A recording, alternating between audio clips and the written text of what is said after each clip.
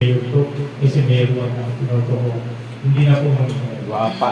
kasi makikita na po na mismo yung siya. Kaya po after po mag-verify yung sibo, meron po lagayan. Hindi po dapat ibulsa o ilabas ang resibo. After po mag-verify, susunod na po ang resibo sa amin. After 5 hours po verify. Maglalagay po ng January at pwede po lumabas.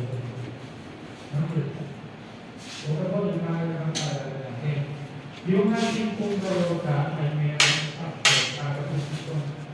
Ay, ayoko ang iba. Bumoto ng hindi iisip sa lapitan lang. Ano yan? Papalit na.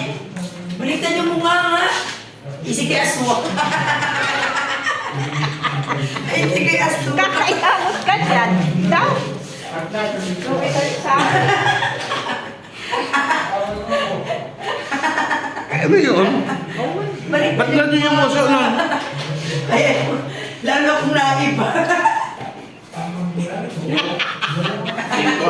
Ano matalayin ko na?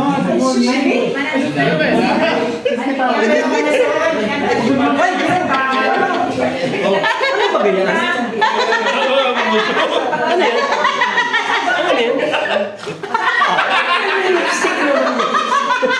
Ba't may mga lipstick?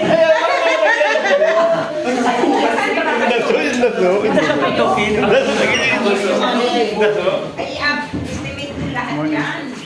Ano? Ay, Tingnan muna yung tingnan muna yung kahulugan ng patitira sa pera. Yes.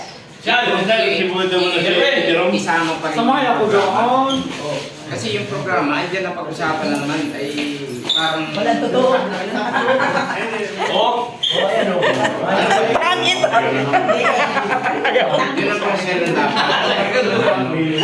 Kasi parang ayoko nang magsalita. Filtration yan, 20-25. Lad ka, lad. Alam mo, maubos yan. Oo. Maubos yan. Hindi na kailabas yan ni Tres. Kaya hindi ko mailabas yan. Dahil yan ay- Utay-utay yan. Napipressure yan. Wala, maubos yan dahil napagagawa.